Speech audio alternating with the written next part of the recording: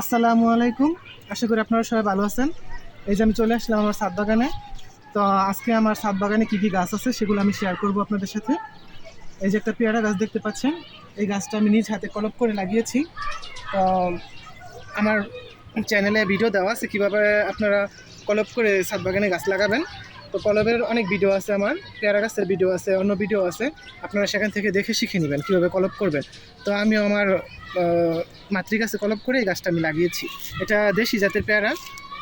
তো এই যে আমার গাছে মাশাআল্লাহ একটা পেয়ারা ধরছে, আর এই যে কিছু ফুল আছে, এই ফুলগুলো কিছুদিন পরে এরকম হবে, পেয়ারা হবে ইনশাল্লাহ।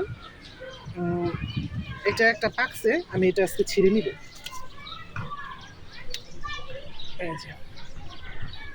এই যে দেখতে পাচ্ছেন মাশাআল্লাহ একটা সুন্দর পেয়ারা হয়েছে, এটা পেকেছে, আরও কিছু আছে গাছে। এই যে দেখতে পাচ্ছেন অ্যালোভেরা গাছগুলা, এগুলো আমি কিনে আনি নাই, প্রথমে একটা আনছিলাম বাজার থেকে কিনে, গার্ডেন থেকে।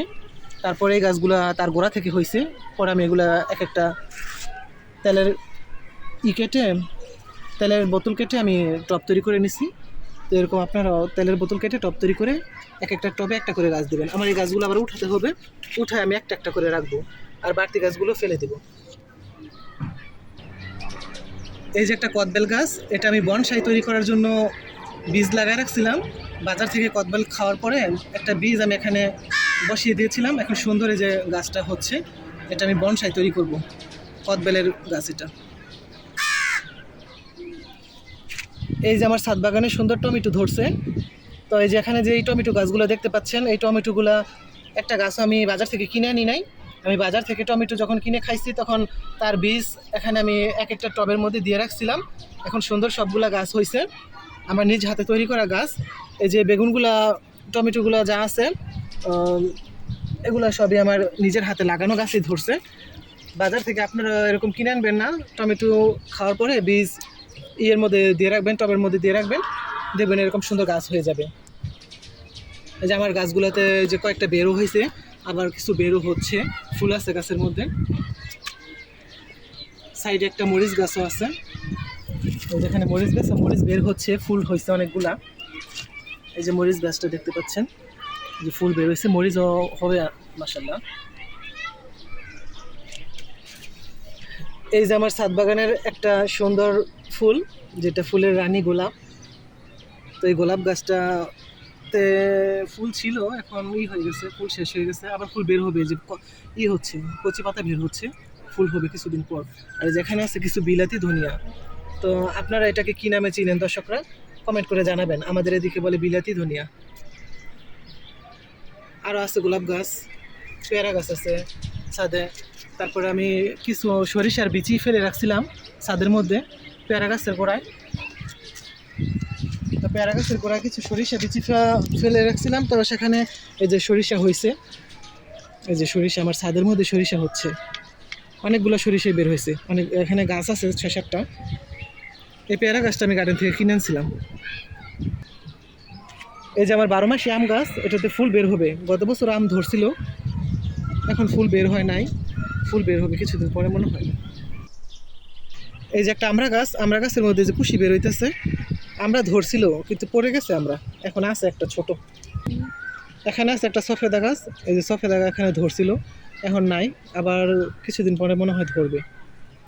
এই যে একটা আমেরিকান ফল অ্যাভোকাডো, অ্যাভোকাডো গাছটা লাগাইছি, আমাদের এখানে হয় কিনা জানি না, তবে লাগাই রাখলাম বাগানে।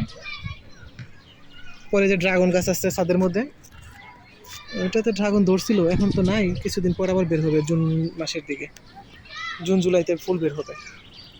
তো যেখানে আছে ফুলকপি, ফুলকপিটা এই যে বের হয়েছে মাশাআল্লাহ, সুন্দরই লাগতেছে গাছটা।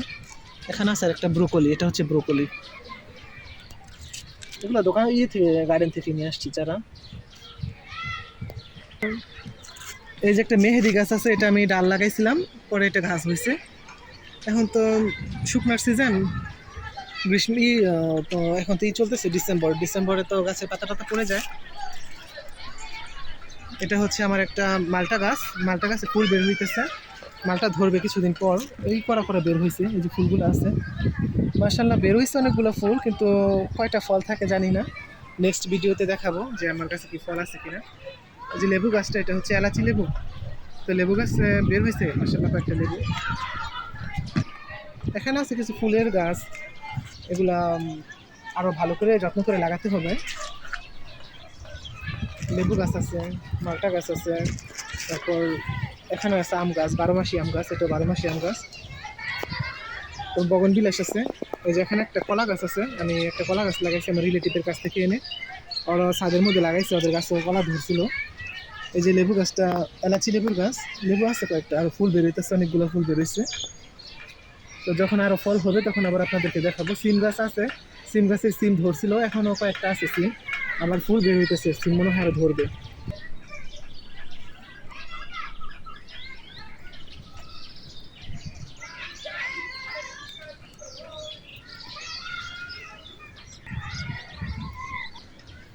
এই যে দেখতে পাচ্ছেন এটা হচ্ছে কয়েন প্লান্ট, এটা গার্ডেন থেকে আনা হয়েছে, আরো সুন্দর হবে, এখন তো মাত্র লাগানো হয়েছে।